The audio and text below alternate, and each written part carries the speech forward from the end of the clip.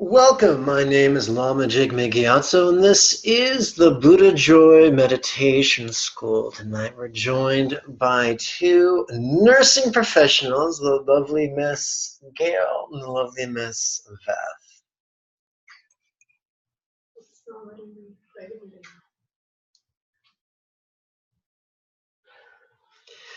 So,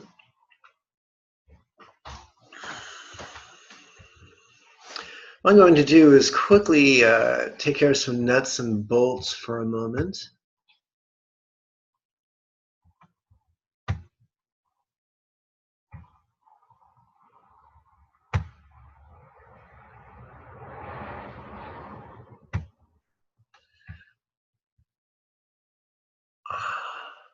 That's weird.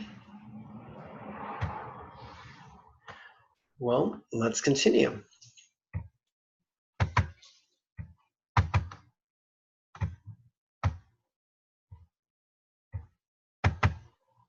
That's much better. Okay. So I'm going to go into a share screen mode.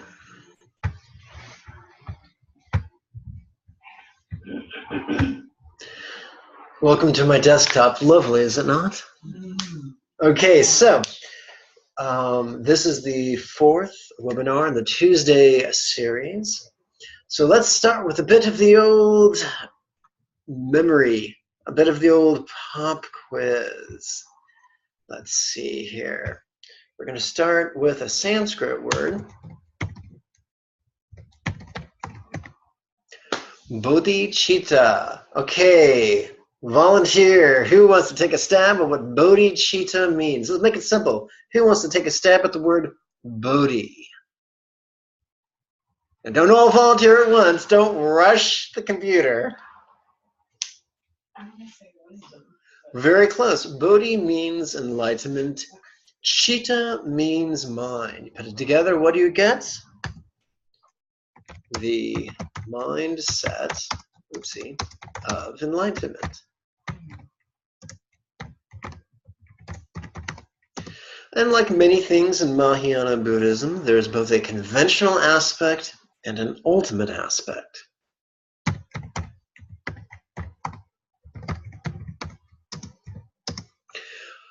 So, who wants to guess what the conventional aspect of the mindset of enlightenment is? I'll give you a hint. It begins with a consonant L. Well done.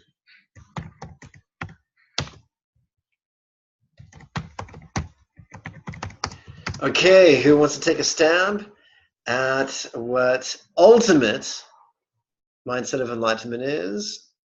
Anyone at all? Anyone? Anyone at all? Letting go. Yes, well done.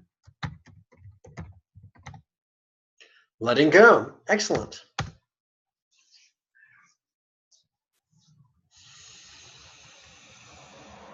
So how do you know which category? Why would love be conventional? And because I get hung up in language. Right. So here's an easy answer to that. Love is easy. Love is much easier than letting go. Anyone can see a doggy and pat it on the head and tell it it's a good boy and it's a good doggy. You know, love is very easy. Learning how to let go is much, much tougher. Although, you know, we began teaching both right there in the first lesson.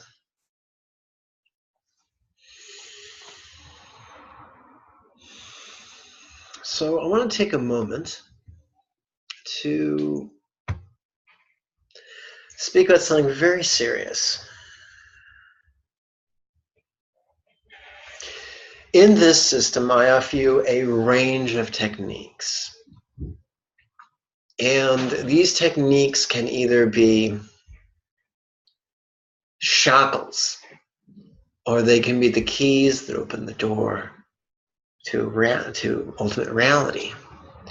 The question is, if we just do the techniques mindlessly from beginning to end, they won't really liberate us. But if we look at them as tools to be selected for the right job, then they can really empower us. So obviously, if you're practicing once every morning and once every evening, for the first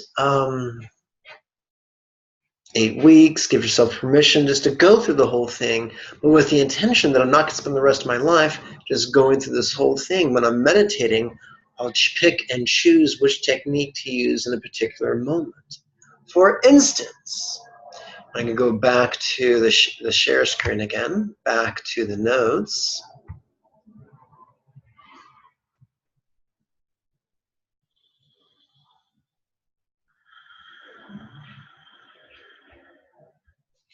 Last week I talked about the 3 P's to describe 3 modes of mind. Does anybody remember that?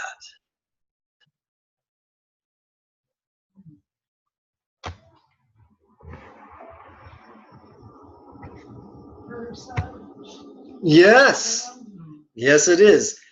Let's see here. Mind's 3 modes. Number 1, number 2, number 3 is perception. Okay, oh lovely Miss Veth, what is the first mode? Yes, that's the second one. Very good.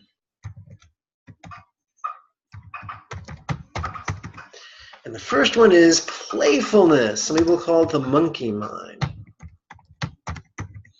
I was first taught this through the lineage of Jigme Rinpoche.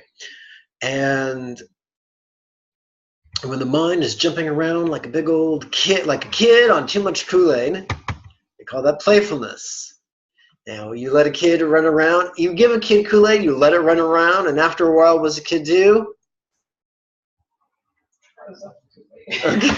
Perhaps, or he just runs out of energy, conks out, and takes a spontaneous nap wherever he or she may be, right? That's peacefulness. All perception is the ability to notice whether we're in a playful mood or a peaceful mood. So, for instance, first thing in the morning, you come to your, you've had a good night's sleep, you woke up before your alarm, you brushed your teeth, you combed back your hair, you've come to your meditation cushion, your mind's well rested, probably doesn't need any more rest. It's probably ready for some playfulness. So we would use some contrived contemplation. However, at the end of a long day, you may be frazzled, and mind might be aching to relax. So then we would start with spontaneous meditation. And then at a certain point, all of a sudden your brain would go, I'm bored. And that's your brain asking to indulge its playful side. You don't repress that. We don't ignore that. We don't scold that. We then turn to the contrived contemplations. So tonight, that's where we're going to start, just so we can familiarize ourselves with the techniques. But to do so, this isn't a death sentence. This isn't imprisonment. You're not going to be like the ghost of Jacob Marley from Charles Dickens' A Christmas Carol, forever dragging these techniques with you. You'll choose them. It's like an artist with a palette. He doesn't use all the paints on the palette. He picks and he chooses, and he's methodical.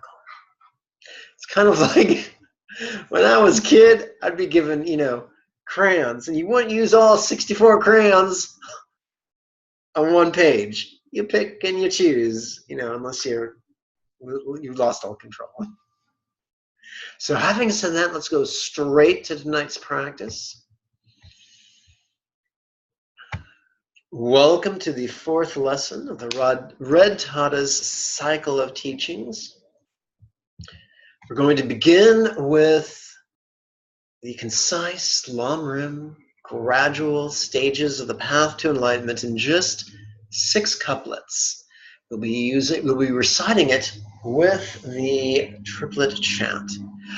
Amajo Lama, perfect protector, who is the centered spontaneous mind, neither getting nor keeping the desired as well as enduring that is like is universal.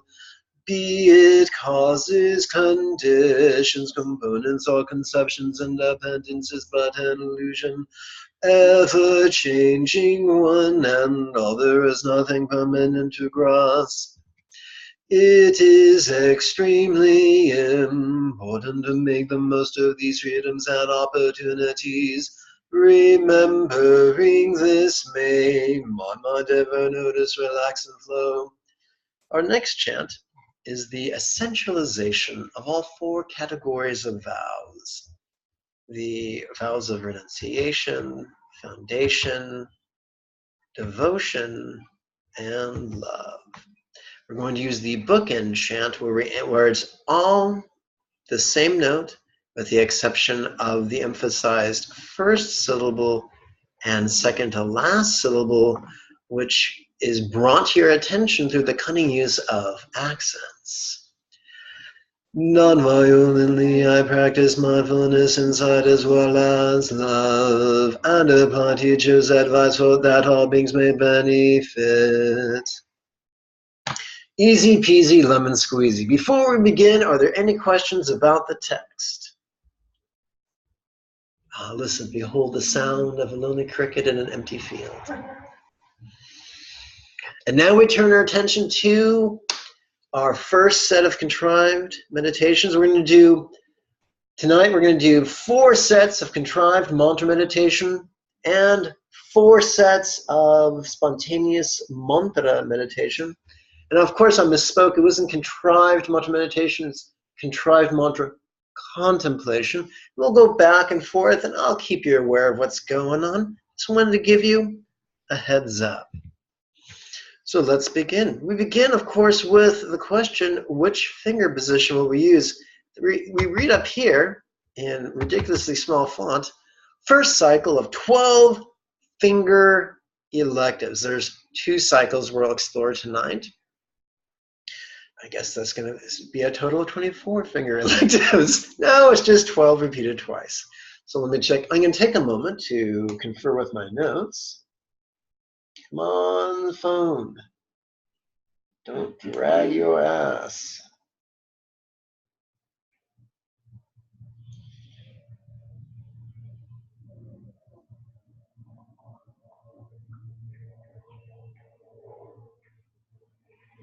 Okay. Tonight, we're going to begin working with the 3rd elective that's offered. This set of 3 electives are not offered on every page, but tonight, during the first cycle of 12 finger electives, we will consistently choose the 3rd elective. So, everyone, please touch the tip of your right middle finger to its thumb. Everyone knows your middle finger. That's the one you use to express yourself on the freeway. And let everyone know that you're number 1. With your left hand, make a flipper. On the in-breath, we're going to silently and mentally recite the rhetorical question, how could both my and teachers' minds be non-graspable? On the out-breath, we're going to chant the 6-syllable mantra 3 times per breath while relaxing to the best of our ability.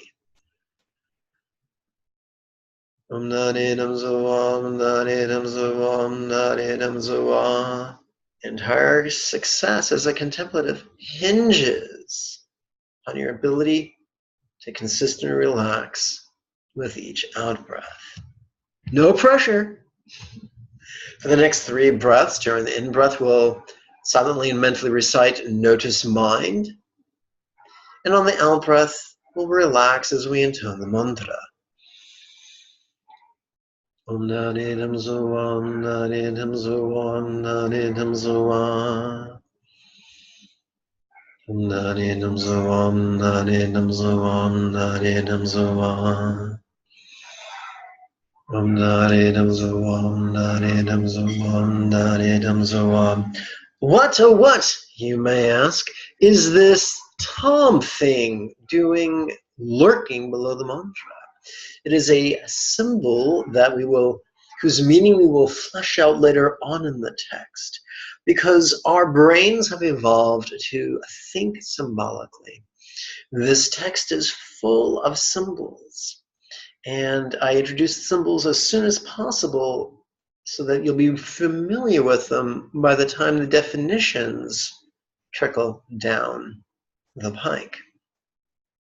One more time.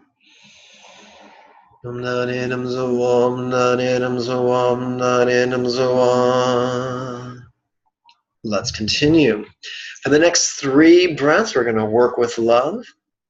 Imagine, if you will, you're at a pub and there's a dartboard. On the dartboard, you see a bullseye with 3 rings around it. Well, the first ring could represent, well, the dot in the center is us, because let's face it, we're all somewhat self-centered. Why, that reminds me of the cynical definition of tragedy and comedy. What you may ask is tragedy. What you may ask is comedy. Comedy, Beth, is when I watch you trip and fall on a banana peel. What's tragedy? If I trip and fall on a banana peel. You laugh because all of us have a selfish streak. All of us. And so the center dot in the bullseye is us. And so we explored noticing and relaxing. Now when we think about others, we're going to think about love, about meeting their needs. Love not necessarily being emotional, although it can be, but being volitional, being intentional, being the manifestation of our will. So when we will good things for our neighbors in that first ring, or for our fellow earthlings in the second ring, or for all beings of all worlds in the multiverse, that would be the third ring. And now you'll never look at another target sign the same way again. So, for the next breath, on the in-breath, may the mind of each neighbor now fill with love and letting go. On the out-breath, relax into the mantra. Da-de-dum zoam, da-de-dum zoam, da-de-dum zoam.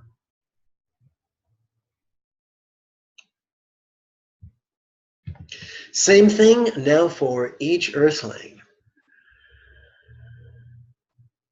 And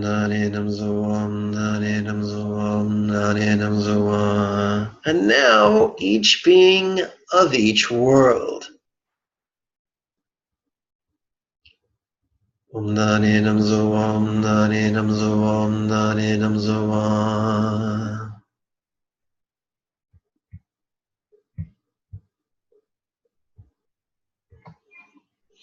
not terribly butch. I don't know if this World Series is still going on. It is? Cool, because tonight we're going to have a 7th inning stretch. But no nachos. Sorry, got to draw the line somewhere. Okay, we just focused on our minds. Now we're going to continue with the contrived contemplations, but change channels to communication.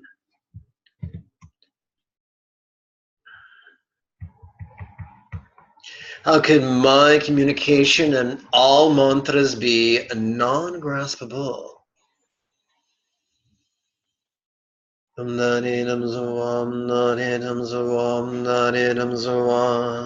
hey, you might ask, what's this whole non-graspability thing? How do I realize non-graspability? Glad you asked. We know, oh goodness gracious. Our neighbor's bound and determined to give us carbon dioxide poisoning. Thank you, Gail. You saved our lives. Yeah. I also would have accepted, oh shucks, it's all in a day's work. So simple. On the in-breath, we notice our object. In this case, it's communication. On the out-breath, we relax into the mantra. And it's the relaxation that helps us to explore, not necessarily intellectually, but viscerally, the non-graspability of that which we noticed during the in-breath. You see, we cannot think our way to nirvana, but we can feel our way there. And that is why all science fiction geeks know that, or remember, that on the swamp planet of Dagobah, in the second Star Wars movie, Empire Strikes Back,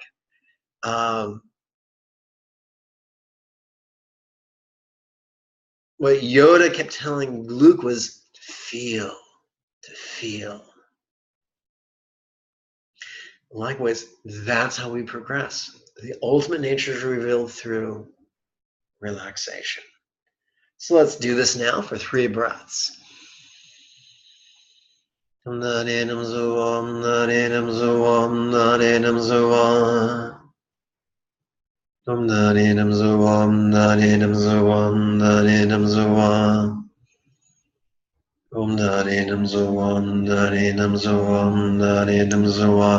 this feels a little too advanced for you and a little frustrated, don't worry about it. This is the 4th lesson. On Saturday morning, we're starting with the first lesson for the Saturday series. And so you don't miss a single lesson, and that's so that you can participate in live time. You can go to the website and register for that. And you can also download free PDFs of tonight's practice text. For the PDFs, just click under classes and events and click next downloads. I think for the next class, you would just scroll down and it would be right there under meditation classes. Look at that, pretty cool. I've got such a wonderful webmaster. They still use that term? Is that what the kids say? Okay, good. Now, let's continue with some love. May the communication of each neighbor now be skillful. That's right. Few less fights on Saturday night.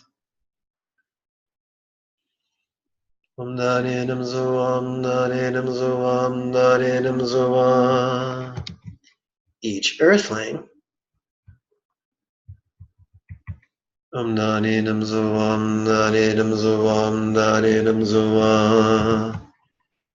now each being of each world. We are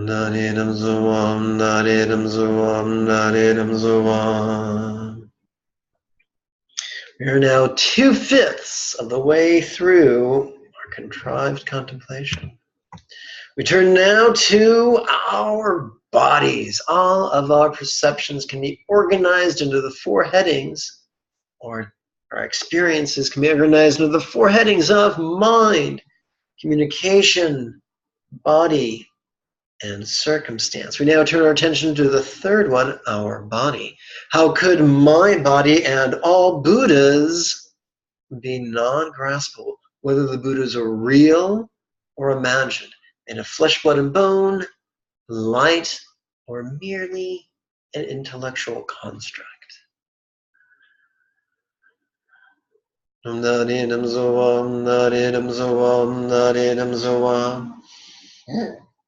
Excuse me. Delicious dinner. Thanks for asking. Okay, notice body.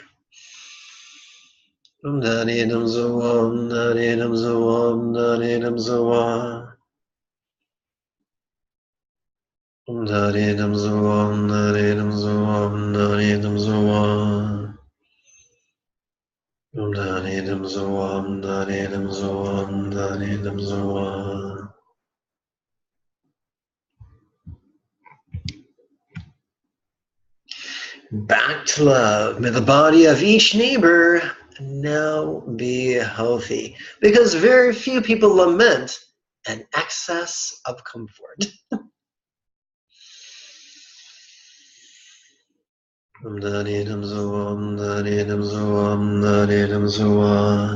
Each earthling, whether they walk or crawl or swim or fly.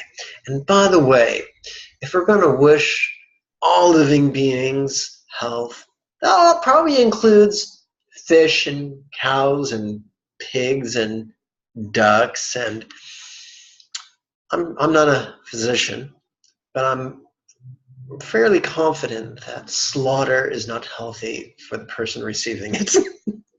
So let's wish all beings a life of respect, freedom, safety, health,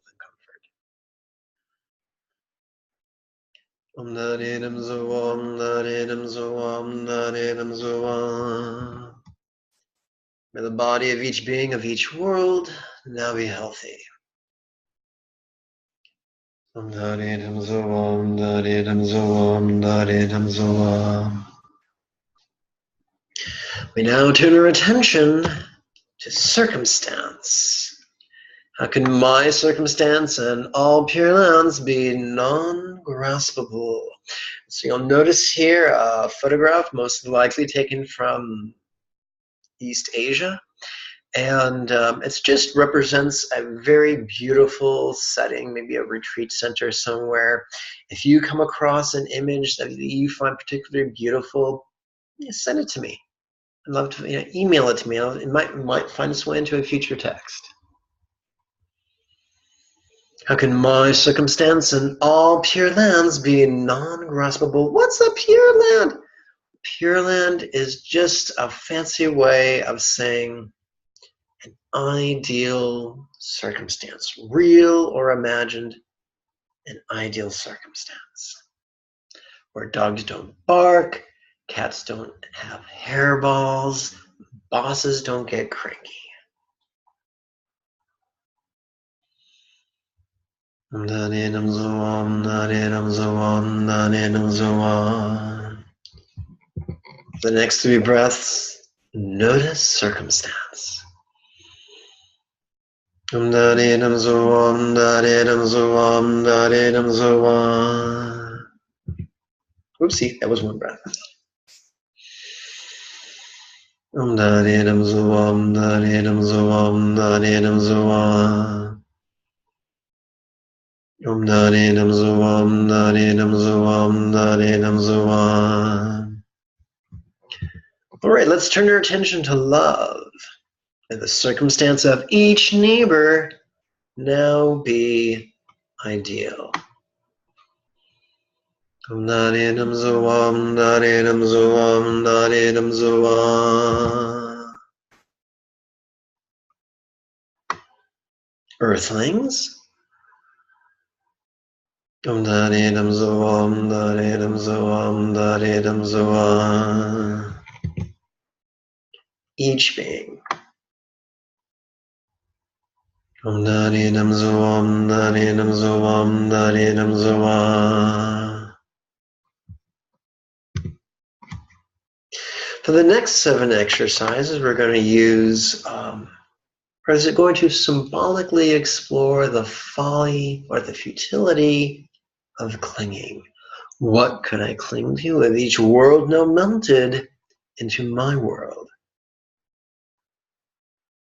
Om Narinam Zoam, Narinam Zoam, Narinam Zoam.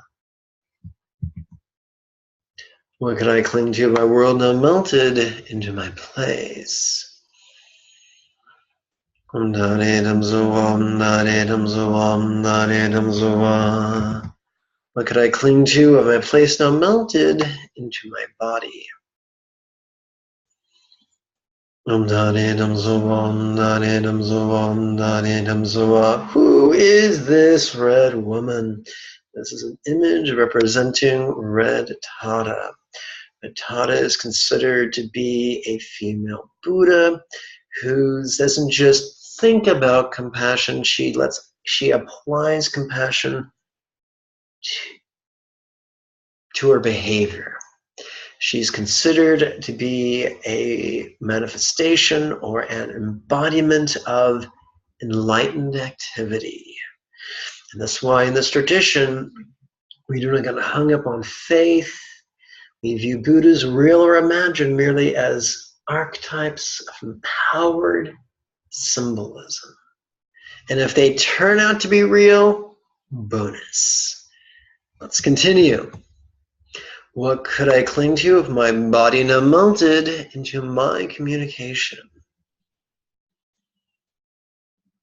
Narinam Zoam, Narinam Zoam, Narinam Zoam. What could I cling to if my communication now melted into my mind? Om Narinam Zoam, Narinam Zoam, Narinam Zoam.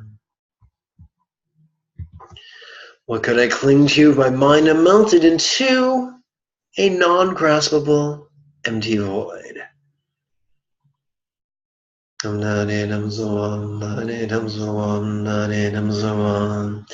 your mindfulness grows and you're able to feel yourself fall asleep at night, hopefully not during your meditation, but as you feel yourself fall asleep at night, you will notice that your external-most perceptions seem to collapse inward upon your middling perceptions, which seem to collapse inward upon your inner perceptions, which seem to collapse inward upon your mind, which seems to collapse into nothingness.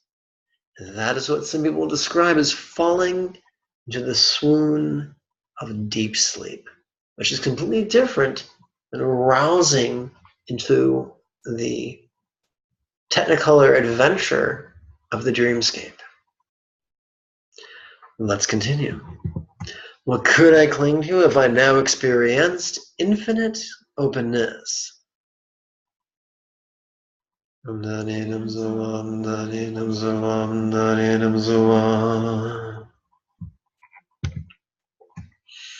right, we have completed our first set of contrived contemplations, and now it's time for spontaneous meditation, also known as relaxing into the nature of mind. We're going to do this for the next 28 breaths, which is approximately a quarter mala.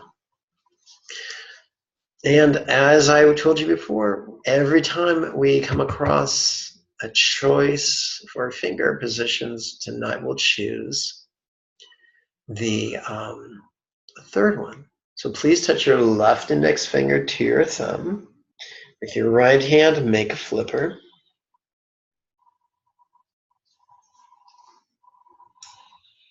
This is a reference to dolphins and not the legacy of, how would I pronounce it? Thamilla. That was an anti-nausea drug given to pregnant mothers that created horrible birth effects. Thalidomide. Yes, this is a reference to dolphins, not the consequences of thalidomide. How could you even think of such a thing? What's wrong with you? Okay, so for the next 28 breaths, it's free skate. How relaxing to the awareness of this, the pronoun du jour is this. And you might feel bliss, you might feel pain. You may feel, you may notice stuff inside of you or outside of you, real or imagined, past or anticipated future. Just notice it and relax the hell out of it.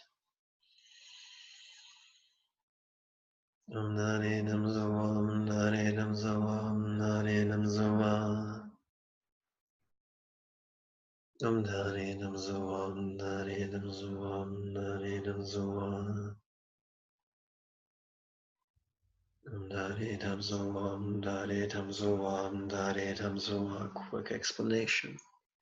It's not our job to stop feeling fear or anger or sorrow or discomfort. It's our job to notice what's going on and relax, to become the eye in the center of the hurricane. From the eye of the hurricane, we can look out and see all the stuff going on around us, but we're not experiencing its tyranny. Any idiot can be happy when everything's going his way. The true sage is able to be peaceful when things aren't going his or her way. Let's continue.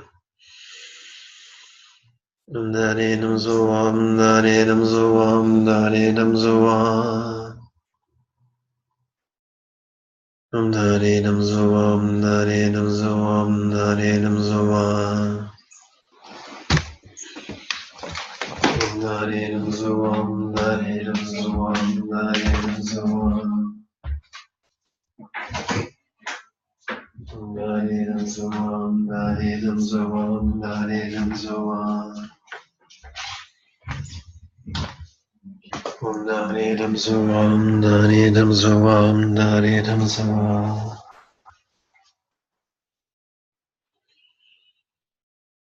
Om Dani Dam Zuam Dani Dam Zuam Dani Dam Zuam. Om Dani Dam Zuam Dani Dam Zuam Dani Dam Zuam. Om Dani Dam Zuam Dani Dam Zuam Dani Dam Zuam. Om Dani Dam Zuam Dani Dam Zuam Dani Dam Zuam. Om Dani Dam Zuam Dani Dam Zuam Dani Dam Zuam. Om Dani Dam Zuam Dani Dam Zuam Dani Dam Zuam. Om Dani Dam Zuam Dani Dam Zuam Dani Dam Zuam.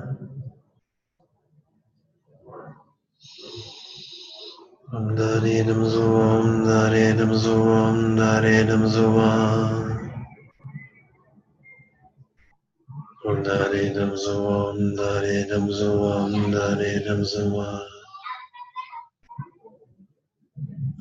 Om Dani Dam Zuam Dani Dam Zuam Dani Dam Zuam. Om Dani Dam Zuam Dani Dam Zuam Dani Dam Zuam. Om Dani Dam Zuam Dani Dam Zuam Dani Dam Zuam. Om Dani Dam Zuam Dani Dam Zuam Dani Dam Zuam. Om Dani Dam Zuam Dani Dam Zuam Dani Dam Zuam. Om Dani Dam Zuam Dani Dam Zuam Dani Dam Zuam. Om Dani Dam Zuam Dani Dam Zuam Dani Dam Zuam. Om Dani Dam Zuam Dani Dam Zuam Dani Dam Zuam. Om Dani Dam Zuam Dani Dam Zuam Dani Dam Zuam. Om Dani Dam Zuam Dani Dam Zuam Dani Dam Zuam. Om Dani Dam Zuam Dani Dam Zuam Dani Dam Zuam.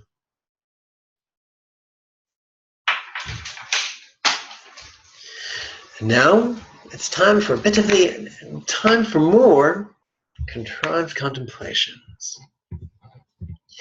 This time we're going to explore the exact same themes we explored, but from a subtly deeper perspective.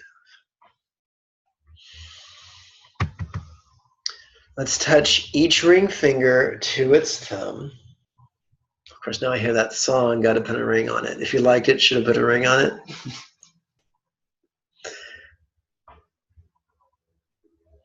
How could both mind and teacher's mind be one in their non-graspable nature?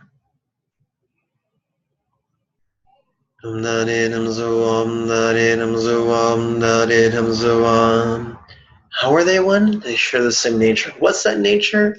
Non-graspability. How do we access? Pop quiz, Veth, how do we access the ultimate nature of anything we notice? Gail? So repeat the question. How do we access or perceive or explore the ultimate nature of whatever we tend to notice? I want to say on the in-breath. On the in-breath we notice, on the out-breath we... So we relax. Yes. That accesses it? It is. That is the key that locks the door.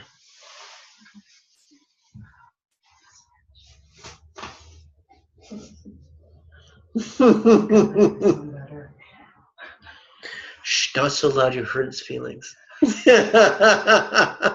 For those of you playing along at home, Veth was sweeping out a rectangular meditation cushion for a circular one.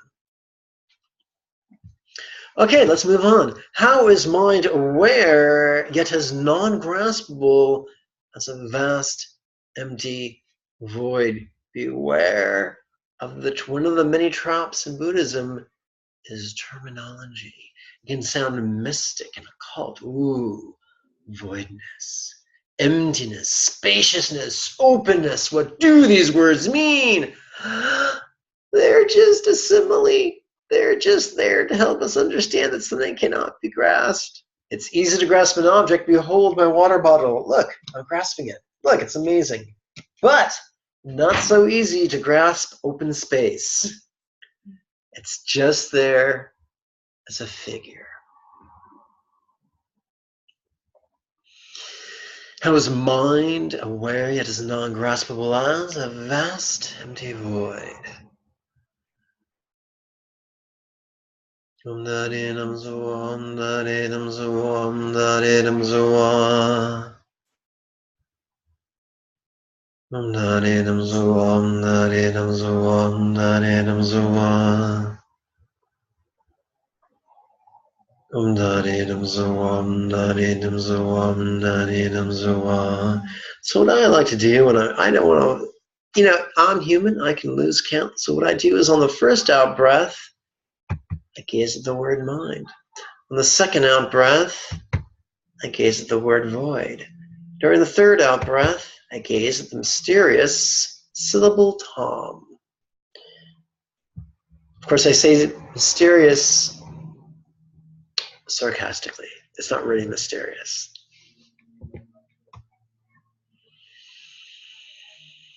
Now we turn to love. May each neighbor realize the non-graspability of their mind. Before, we were intending that each neighbor fill with love.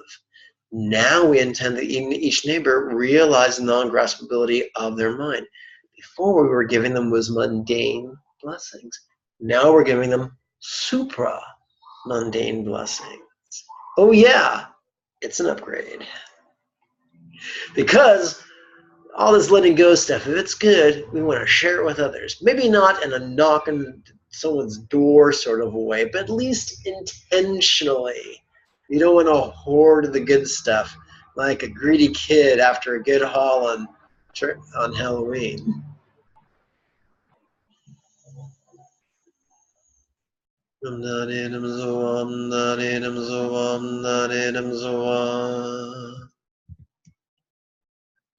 And now for each earthling. And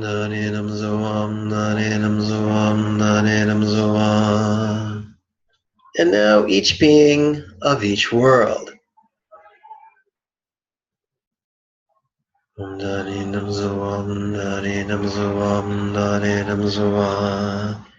Come, let us turn our attention now to communication. How can mind, communication, and all mantras be one in their non-graspable nature?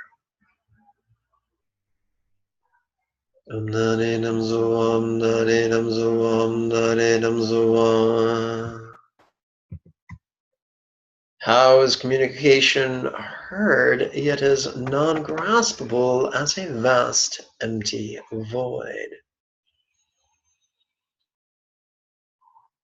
How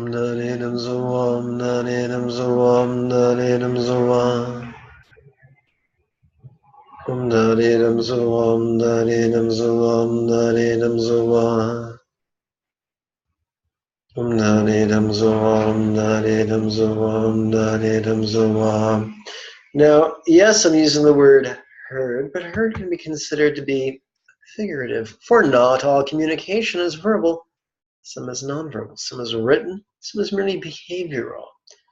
Sometimes we communicate with a facial expression or subtle nuance in our personal electrical field.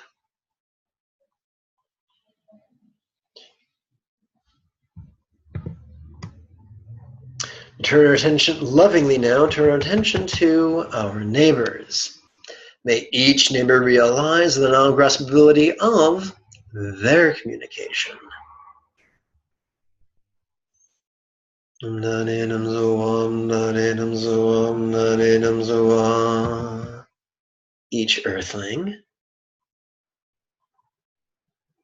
Narinam Zoam, Narinam Zoam, Narinam Zoam. Each being of each world. You know, off in the background, because I live in Burbank, California, I can hear parrots. But I like to pretend tonight that they're not parrots, they're bats.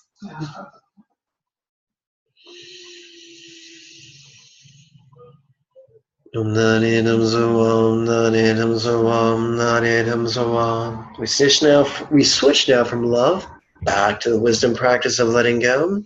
How can my body and all Buddhas be one in their non-graspable nature?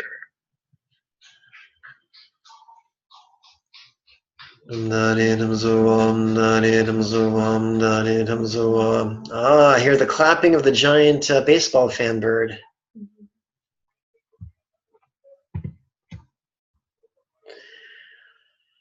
For the next 3 breaths, how is body felt, yet as non-graspable as a vast empty void?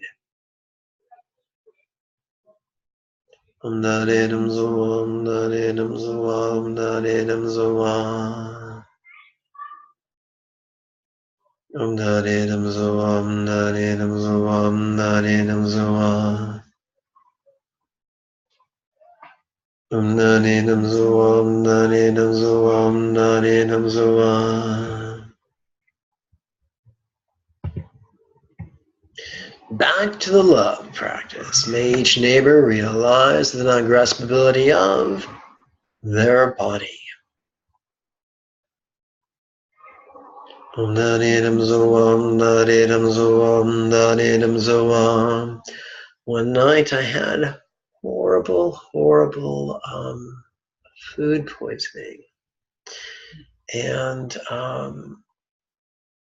so as I felt the sharp cramp in my abdomen throughout the evening, I would meditate. I would notice the pain.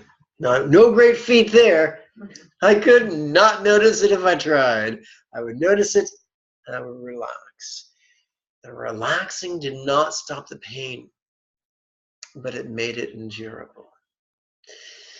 A teacher once said, if you can't explore the non-graspable nature of your pain, explore the non-graspable nature of that which perceives the pain. Pretty soon it is as if the pain is in the center of an infinite non-graspable expanse, and not even you are there. But no, don't get, you don't need to get food poisoning to make that happen. No, no, no. In fact, it can be done during pleasure. It can be done during the act of love. That's one of the fun things about Buddhist Tantra. Let's continue now for each earthling. Narinam Zoam, Narinam Zoam, Narinam Zoam. And now each being of each world. Narinam Zoam, Narinam Zoam, Narinam Zoam.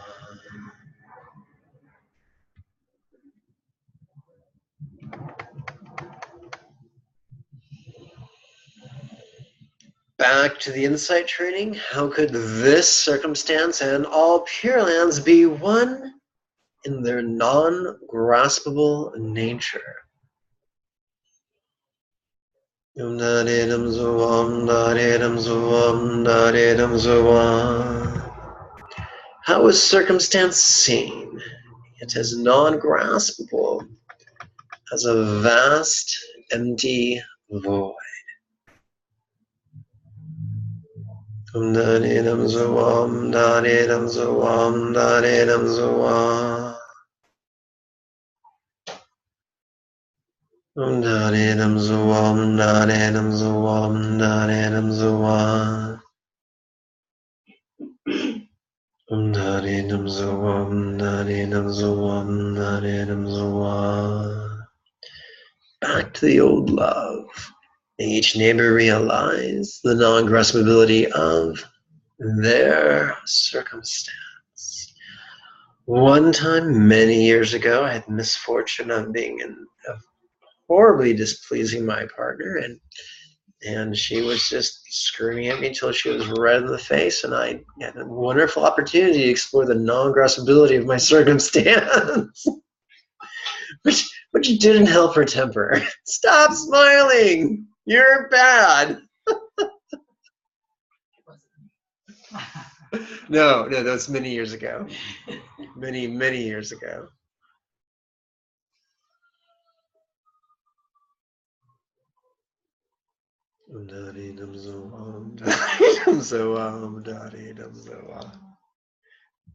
That's the Buddhist version of laughing meditation. Very spiritual. Each earthling.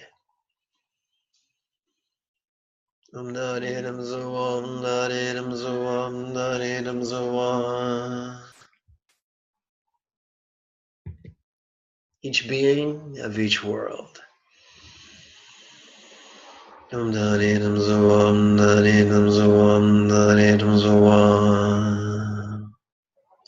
7 exercises, 7 figures to help us explore the folly of clinging.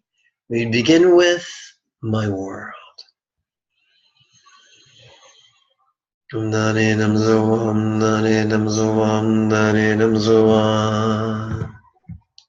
My place.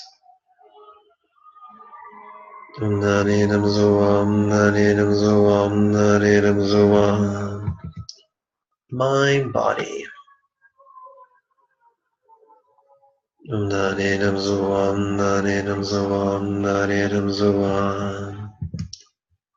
My communication.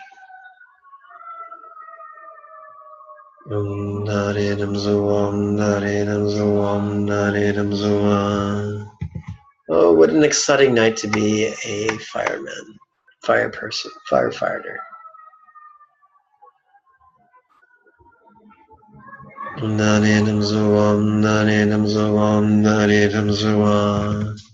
Empty void.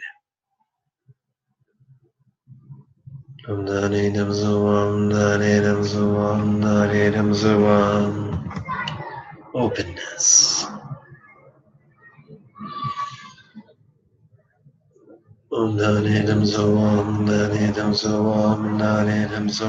Now we turn away from contrived contemplation and towards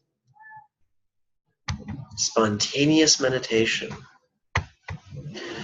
Please touch the tip of your right little finger to your thumb, and on your left hand, make a flipper.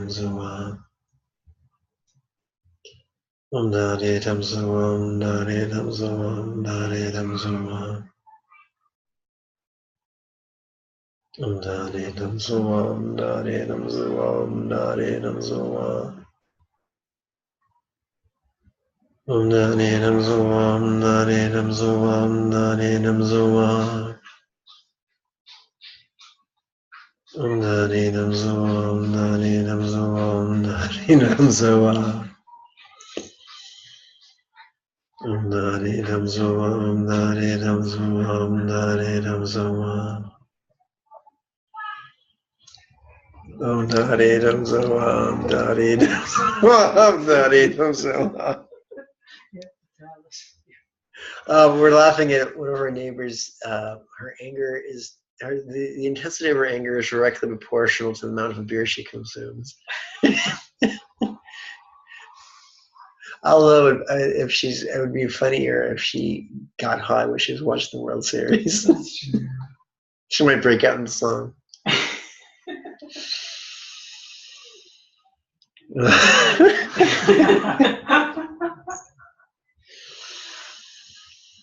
Om Dari Dum So Om Dari Dum So Om Dari Dum So Om. Om Dari Dum So Om Dari Dum So Om Dari Dum So Om. Om Dari Dum So Om Dari Dum So Om Dari Dum So Om. Om Dari Dum So Om Dari Dum So Om Dari Dum So Om.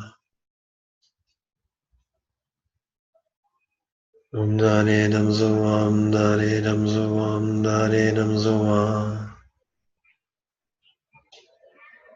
Om Dari Dum So Om Dari Dum So Om Dari Dum So Om.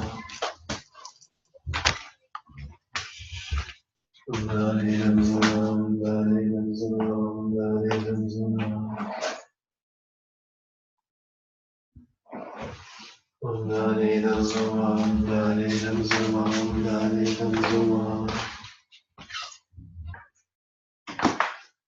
Om Dari Dum So Om Dari Dum So Om Dari Dum So Om. Om Dari Dum So Om Dari Dum So Om Dari Dum So Om.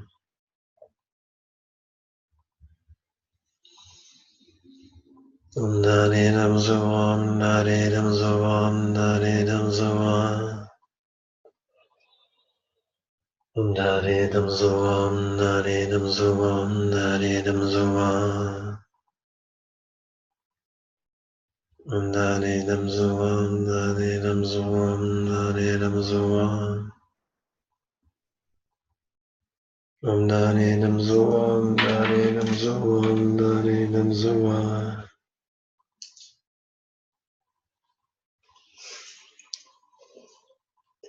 It's funny, humans are prone to grasping, very, very grabby.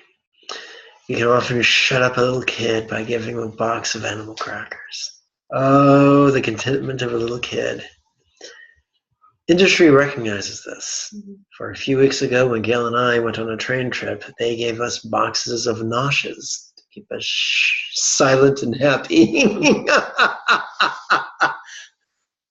Oh, sure, it was hummus and crackers, but they were keeping the infants quiet with some cookies.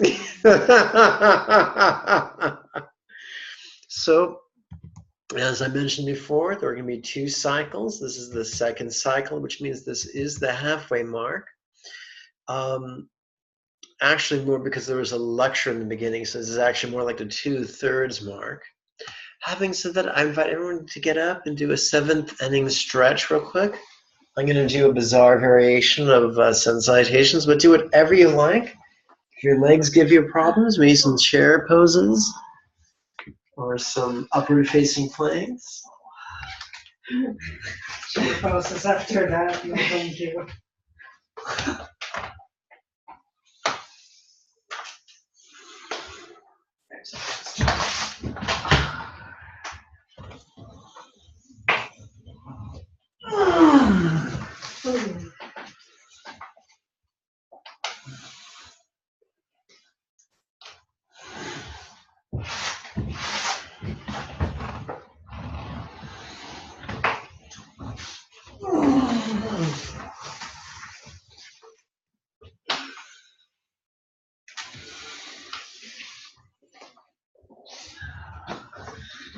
If either of you ladies would be more comfortable on the couch, that's perfectly okay. I won't judge you much. I need new material, huh, Gail?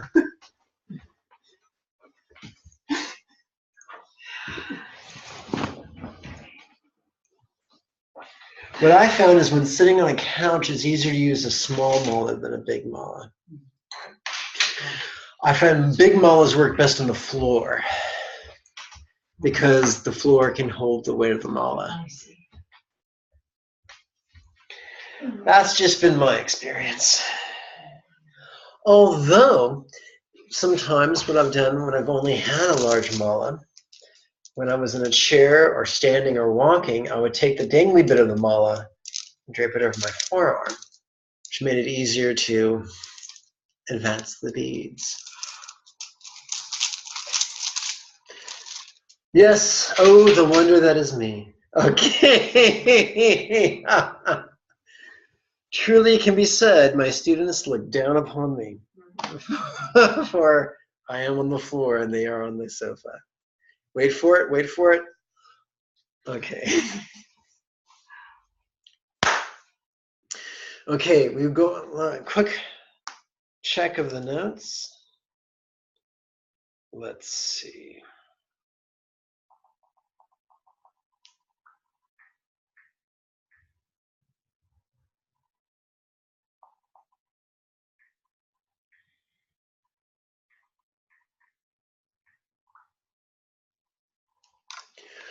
All right, so for the next bit, we're going to give them the option, we're going to choose the first elective. So please touch the left middle finger to its thumb. Right hand forms a flipper. And now we're going to take that depth we attained in our second circuit of meditation and now apply it to the realm of similes. So here's a great rule of thumb for literal statements, similes, and metaphors. Here's a very simple literal statement. John is tenacious. Here's a simile. John is as tenacious as a dog with a bone. Here is a metaphor. John is a dog with a bone. Now, clearly, that's a metaphor.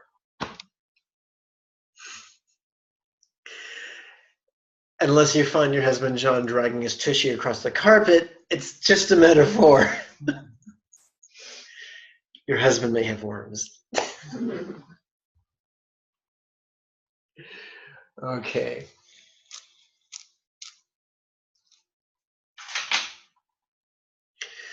How could our minds be so non-dual? It is as if teachers has melted into mine. Now, this is still review. We began exploring these similes last week. The new stuff, a returning student, is coming next soon. Bear with me. How could our minds be so non-dual? It is as if teachers has melted into mine. For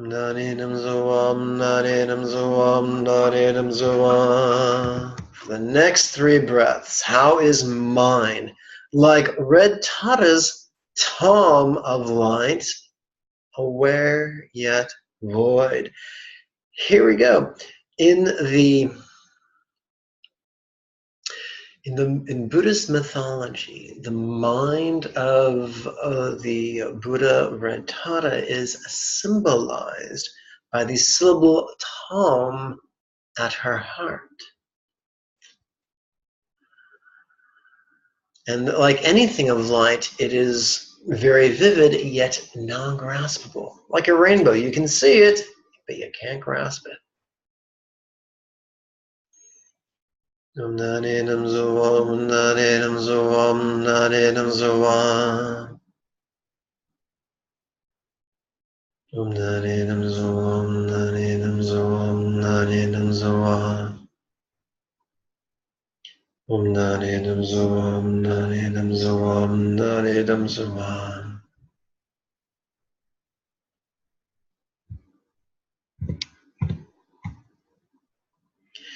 And now for a bit of the old love. May each neighbor experience their mind as non-graspable as Tom of light. Naninam Zoam, Naninam Zoam, Naninam Zoam. Each earthling. Om Naninam Zoam, Naninam Zoam, Naninam Zoam. Each being of each world. Om Naninam Zoam, Naninam Zoam, Naninam Zoam. How could we be so non-dual? It is as if all mantras had melted into my speech. Non-dual is a fancy way of saying one. How are we one? All sounds are non-graspable.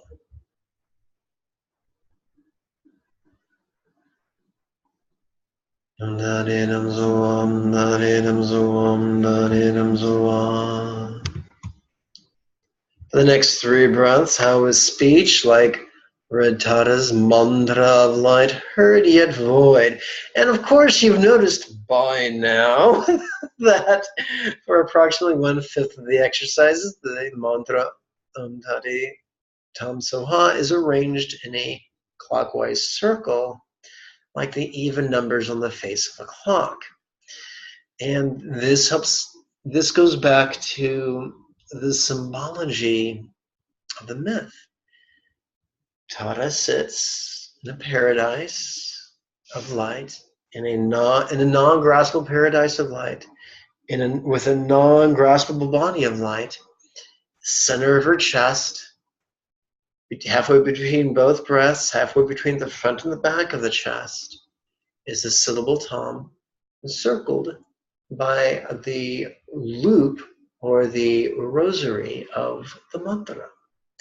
You don't have to visualize it. It's just an empowering metaphor to play with. Om Naninam Zoam, Naninam Zoam, Naninam Zoam. Om Naninam Zoam, Naninam Zoam, Naninam Zoam. Om Naninam Zoam, Naninam Zoam, Naninam Zoam.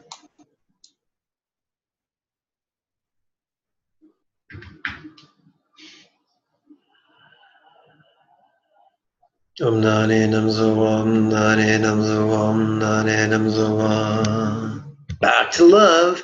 May each neighbor now experience their speech as non-graspable as mantra of light.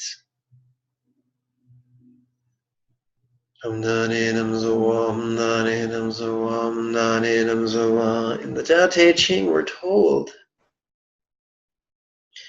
that he who tries to identify himself can never discover himself. And he who tries to accomplish something will accomplish nothing. Thanks, Lao Tzu. That's real hopeful. What then should we do? It has before us, and then let go. The 3 treasures of Lao Tzu, as described in the Tao Te Ching, are simplicity, patience, and compassion. What is simplicity? Spontaneous, centered spontaneity. And to move through life that way is true wealth.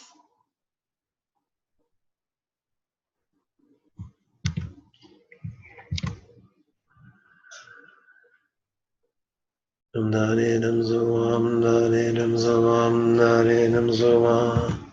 Each being of each world. Naninam Zoam, Naninam Zoam, Naninam Zoam. And now we're going to explore physicality.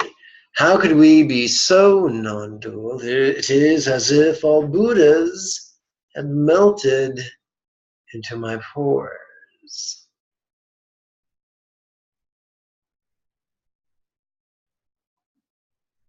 For the next 3 breaths, how is form? And form is, of course, what, Beth?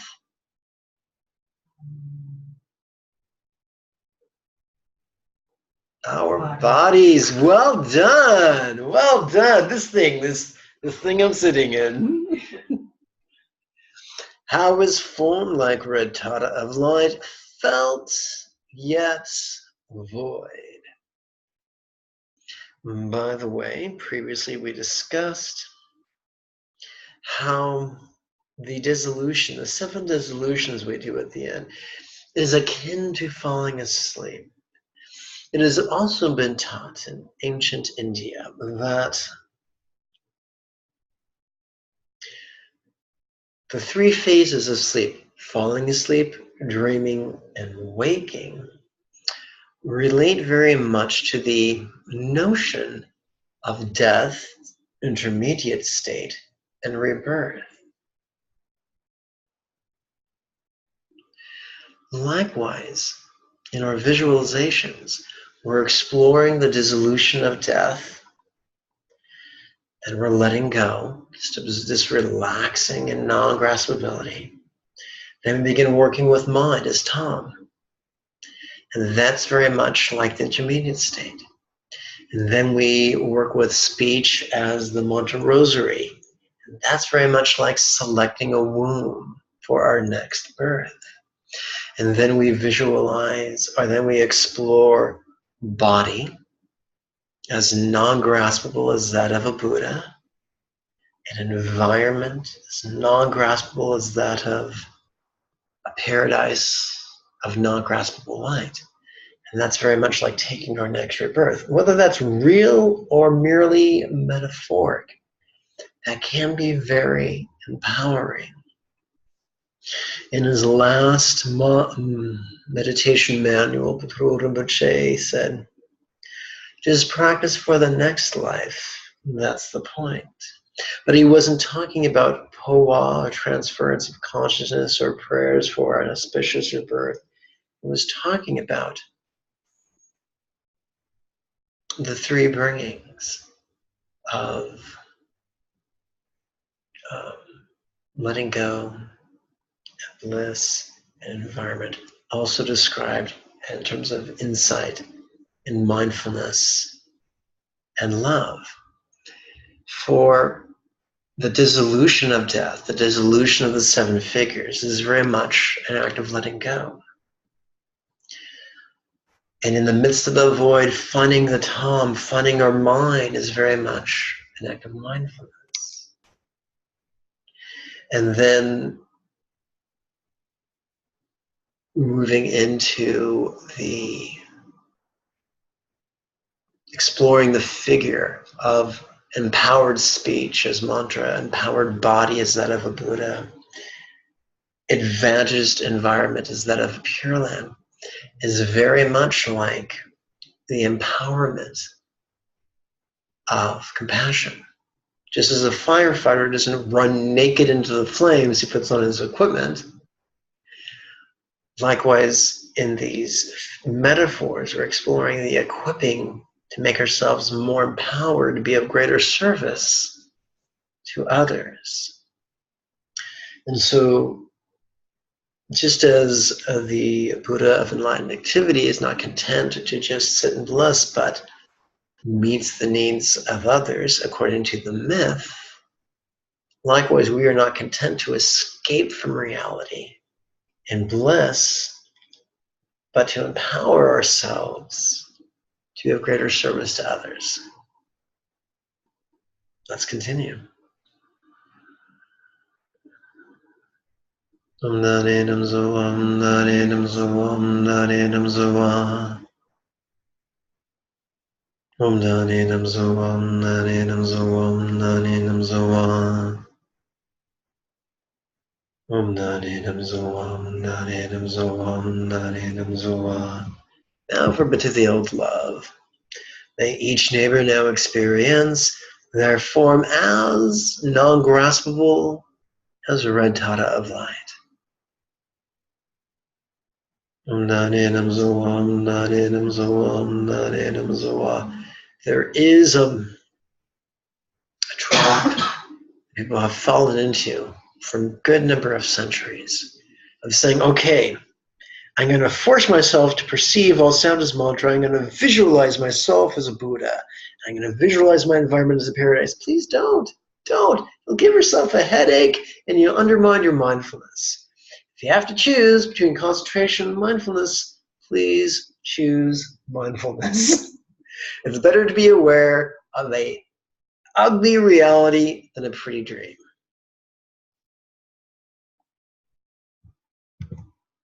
Each earthling.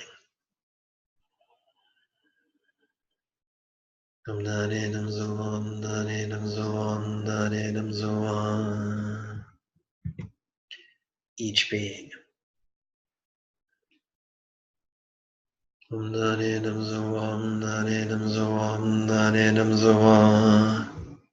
At last we turn our attention to circumstance.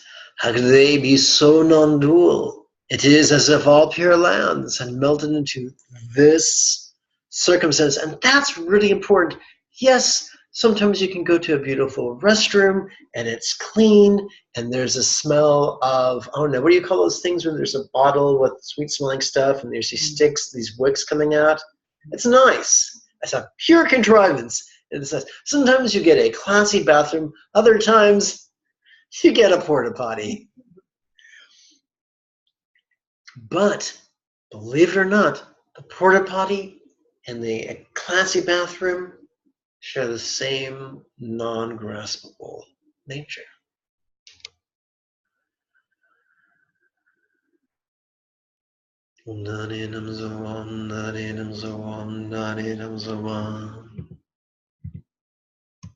How is here, like red Tata's pure land of light, seen yet void?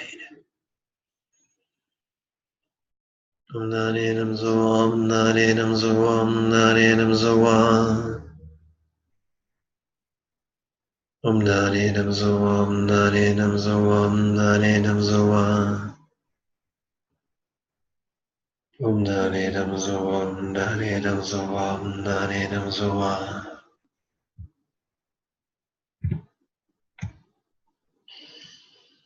May each neighbor now experience their circumstances non-graspable as a pure land of light. Narinam Zoam, Narinam Zoam, Narinam Zoam. Each earthling. Narinam Zoam, Narinam Zoam, Narinam Zoam. Each being of each world. Narinam Zoam, Narinam Zoam, Narinam Zoam. And here we said it again, our 7 dissolutions. What could I cling to if each world now melted into my world?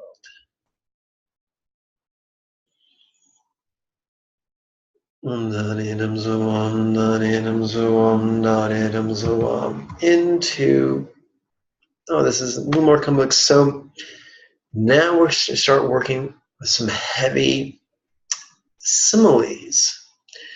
What can I cling to if my world now melted into my pure land-like place? Gail, how is your place like a pure land? Gold star.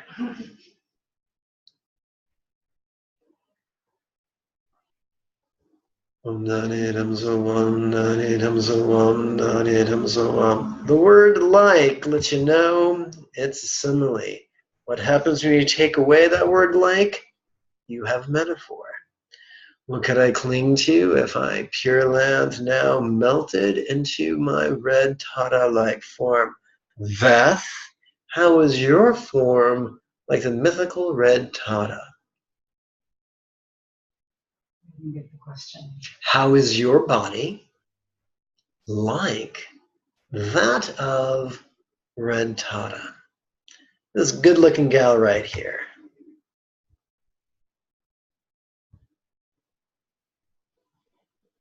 Ultimately, non-graspable.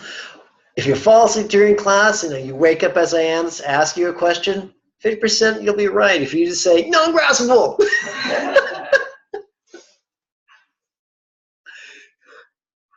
What could I cling to? My pure lambda melted into my red Tata-like form.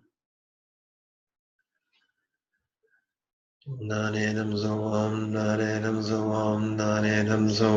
you might say, Jigme, although you are an oddly dressed man in a skirt, you have no breasts. I can only therefore assume you are a boy. So how is your form like red Tata? It's non-graspable. Even in the absence of breasts, it's still non-graspable. That's why my job is not to visualize myself like a Yadam or like a Buddha, real or imagined. My job is to explore the non-graspability of all things being a phenomenon. The bats, hungry for blood, I tell you.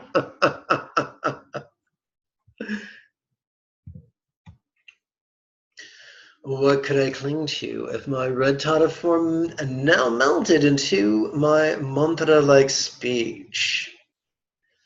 Okay, Gail, pop quiz. 5 minutes ago I told you where, according to the mythology, the mantra rosary of red Tata could be found. Where is it? Well done.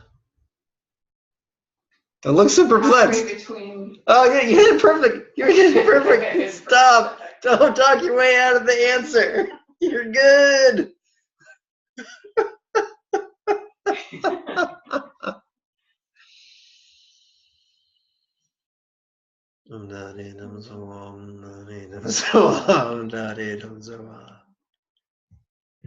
What could I cling to with my mantra speech now melted into my Tom-like mind? Hey, Jigme, how's your mind like Tom? Well, glad you asked. My mind's like Tom because it's non-fucking graspable. Red star, gold star. Okay. See, that's why I should have had more students present. I could have just gone through the room.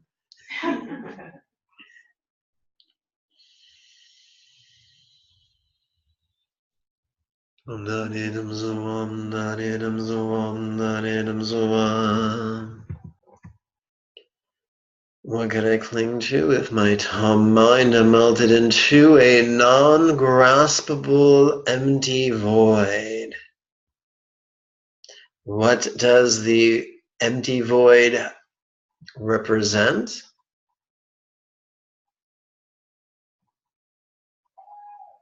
Non-graspability.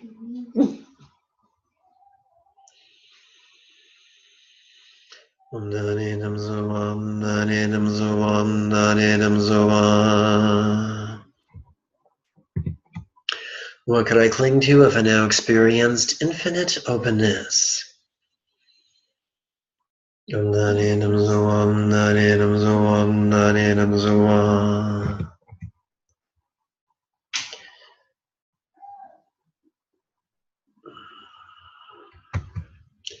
Please touch each index finger to its thumb.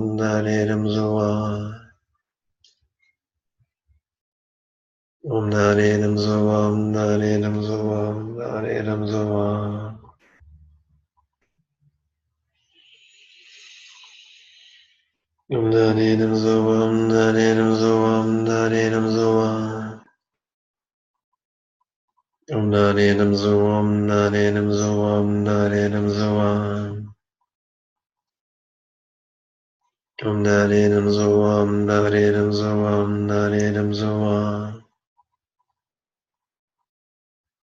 Om Narinam Zoam Narinam Zoam Narinam Zoam. Om Narinam Zoam Narinam Zoam Narinam Zoam. Om Narinam Zoam Narinam Zoam Narinam Zoam. And that's enough for right now. It's only about 14 breaths, but that's enough. This class is going long, and I want you to get the new stuff. Perhaps in future classes, I'll do a bit less explaining on the information you've already been taught.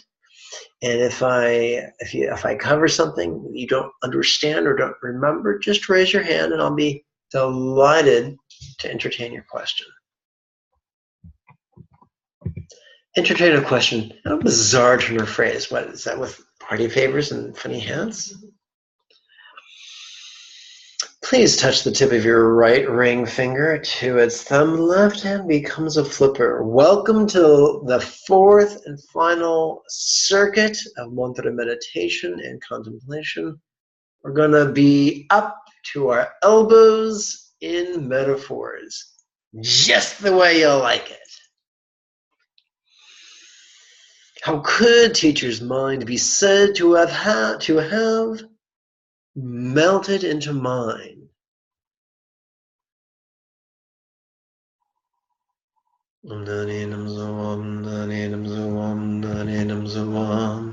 How is my tall mind aware yet void?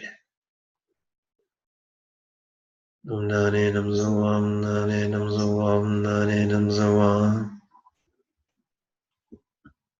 Om Narinam Zoam Narinam Zoam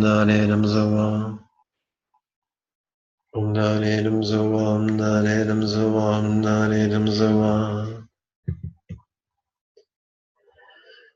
May each neighbor experience mind as Tom, aware yet void.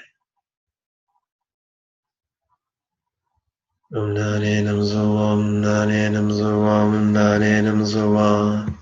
Each earthling.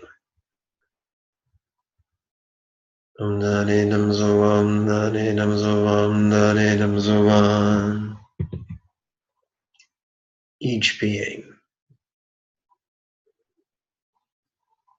Om Narinam Zoam Narinam Zoam Narinam Zoam.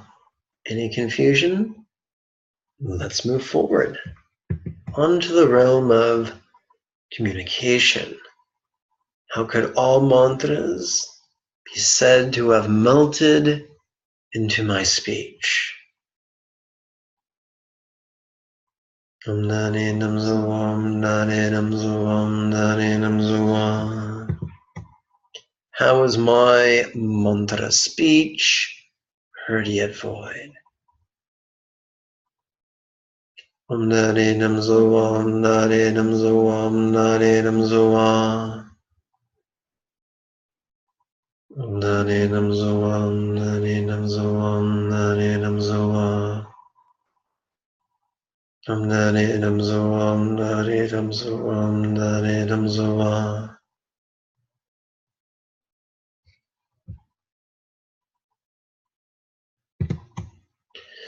May each neighbor experience speech as mantra heard yet void. Om Narinam Zoam Narinam Zoam Narinam Zoam. Each earthling. Om Narinam Zoam Narinam Zoam Narinam Zoam. Each being of each world. Om Narinam Zoam Narinam Zoam Narinam Zoam. How could all Buddhas be said to have melted into my pores? Om Narinam Zoam Narinam Zoam Narinam Zoam.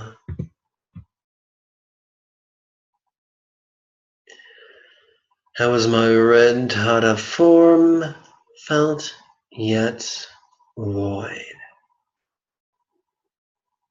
Om Narinam Zoam Narinam Zoam Narinam Zoam. Om Narinam Zoam Narinam Zoam Narinam Zoam. Om Narinam Zoam Narinam Zoam Narinam Zoam. May each neighbor experience their form as red Tata, felt yet void. Om Narinam Zoam Narinam Zoam Narinam Zoam. Each earthling. Om Narinam Zoam Narinam Zoam Narinam Zoam. Each being of each world. Om Narinam Zoam Narinam Zoam Narinam Zoam. 7 figures of dissolution. Look at all pure lands. Oopsie, I got ahead of myself. Hate it when that happens. How could all pure lands be said to have melted into here? Om Narinam Zoam Narinam Zoam Narinam Zoam. How is my Pure Land place seen yet void? Gail, how is this place a Pure Land?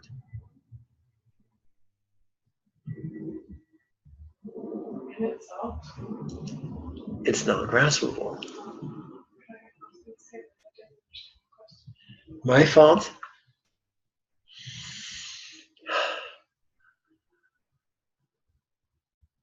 Narinam Zoam Narinam Zoam Narinam Zoam. Om Narinam Zoam Narinam Zoam Narinam Zoam. Om Narinam Zoam Narinam Zoam Narinam Zoam. May each neighbor experience their place as pure land, seen yet void. Om Narinam Zoam Narinam Zoam Narinam Zoam. Notice the phrase seen yet void. We're not just saying it's void. We're perceiving what's going on. So, our experience, it's heard yet void, felt yet void, seen yet void. We smell, or our experiences are scented yet void, tasted yet void. Voidness is not an antidote to the 5 senses. It is an antidote to the tyranny of the 5 senses. They're still there, but hopefully they don't beat the hell out of us on a regular basis. Each earthling. Om Narinam Zoam Narinam Zoam Narinam Zoam. Each being of each world.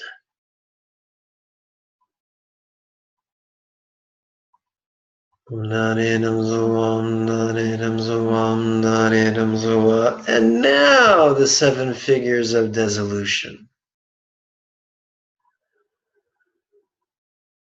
Narinam Zoam Narinam Zoam Narinam Zoam.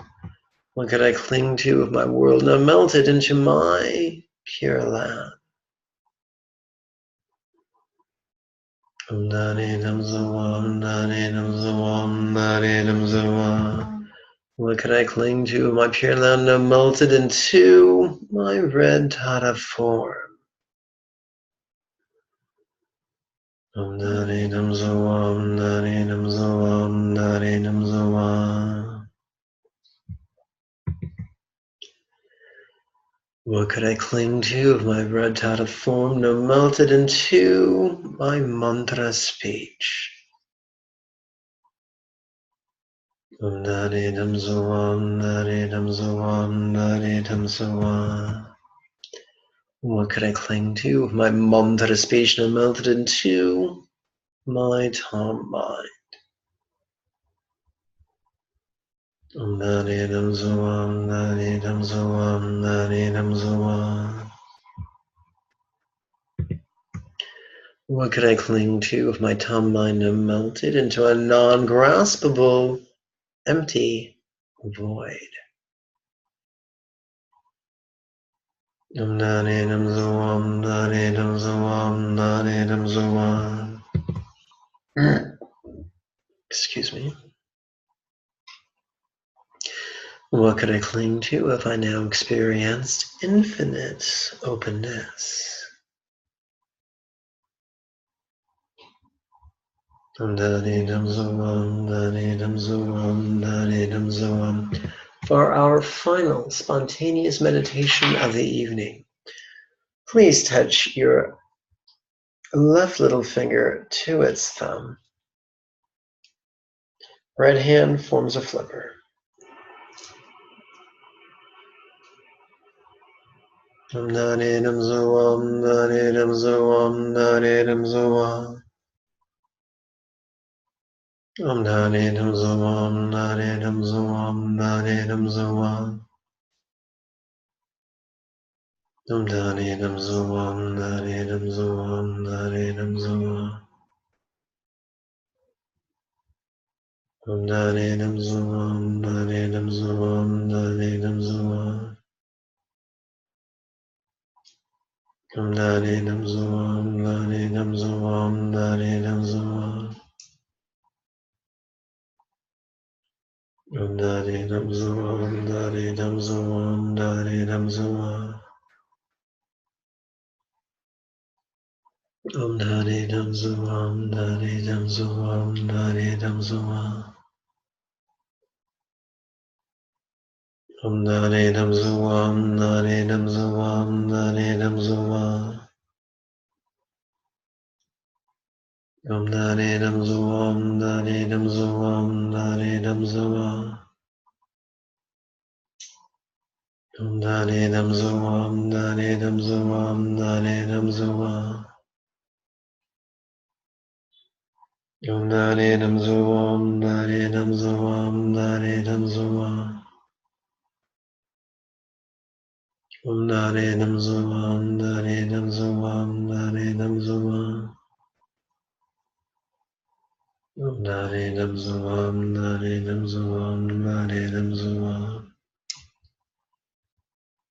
Om Nani Dam Zoam, Nani Dam Zoam, Nani Dam Zoam.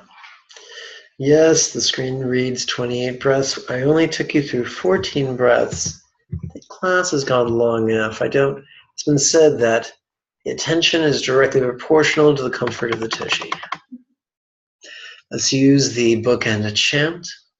May each being everywhere practice mindfulness inside and love, spontaneously, habitually, easily, and effectively. If the path is described by mindfulness, insight, and love, and enlightenment is nothing more than the mastery of that path, described by, in terms of being able to practice that path spontaneously, habitually, easily, and effectively. That's our goal. Have spontaneous and habitual mindfulness, insight, and love. Before I bid you adieu, have you any questions for me? Do. Yay! Woohoo! I love your question. Why do we use Tara and the word is Tara or the name? Okay. Now. So why do we use that? Mm-hmm.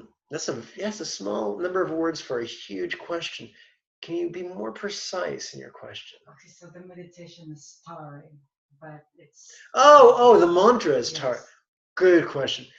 I am not a linguist. I actually chose my training not to become a linguist, as opposed to I wanted to emphasize practice more than getting lost in arcane grammar. That's an excellent question for a scholar of Sanskrit grammar. I have no problem in the text replacing Tade with Tom. I keep it there because the danger of having a liberal teacher is you might not know how to speak to students of fundamentalist teachers. And so by using words that they might use, there's a greater opportunity for you to have rapport with other Buddhists you may encounter in the future. Now, I have to warn you, and I'm warning you on the internet too. That's right, Jumbo Jigme. Woo, it's kind of scary. So, what we can describe it, there's a dichotomy. We can call it liberalism and fundamentalism. We can call it internalism and externalism. We can call it esoteric and exoteric. The dichotomy remains, and it's not unique to the spiritual path. Wherever you have people enthusiastically involved in something, the majority tend to be rigid and superstitious and fundamentalistic. The minority are flexible and curious. I remember a prominent physicist explaining that as a student, he was very idealistic, and he knew, oh, I can't wait to be a doctoral candidate or a doctoral fellow. I'll be around all these great thinkers who aren't addicted to ideas and comfort, and when new ideas are presented with sufficient evidence, they'll embrace them. And boy, was he disappointed. It turns out that even in the hard sciences, there's great resistance to thoughts they aren't familiar with, and they'll resist until they die. Luckily for the new guys, the old guys aren't known for their healthy lifestyles, and they die pretty quick.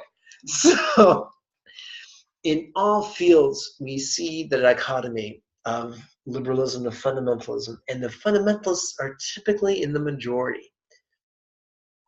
So the majority of the Buddhists you'll encounter will be rigid and will be superstitious. You know, in fundamentalist Christianity, you know, it's kind of like, this congregation is saved, all the others I don't know about, just this one. We're the only ones going to see St. Peter, you know. And man, I've been involved in many spiritual organizations like that. And there's a lot of people there. I remember one of my first teachers didn't use many Tibetan terms, and he didn't use many Sanskrit terms. He used translations of them, but he didn't tell us the terms, and it caused a lot of confusion later on. Some of the differences between the sects in Tibet aren't doctrinal differences. They're differences in terminology for the exact same ideas, the exact same practices. It's kind of like in the 70s, the movie The Life of Brian by Monty Python. Remember that? Mm-hmm.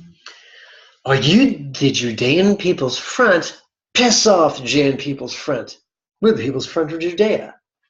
It's a small difference, but they're willing to kill over a small difference.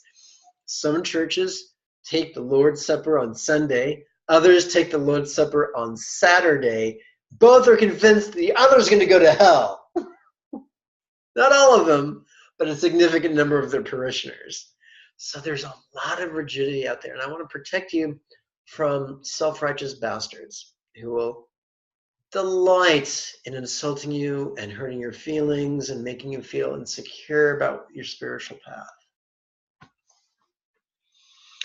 In fact, there are some people who consider fear to be a virtue. Yes. That's how I grew up. Were you raised a Catholic? I was raised Methodist, both parents. I remember when I was reading The Crucible in high school, the teacher explained to me that the Puritans felt It was as if their souls were dangling over the caverns of hell by a slender thread. God was ready to snip it at a moment's notice. And it's like, yeah, it doesn't seem very peaceful or loving, said the young pubescent Jew that I was in high school. So that's it. That's it. I hope that makes sense. Hope that answers your question. Excellent. Gail, any questions? Not right now. All right. Well, ladies and gentlemen, thank you for your time and your kind attention. If you have any questions, write me, and I'll do. If I like the question, if I think it's a good question, I will do a short video answer for it. The best way to get a hold of me is to go to the website and find the contact tab and send me an email. May you and yours be healthy and happy. Bye-bye now. Let's see.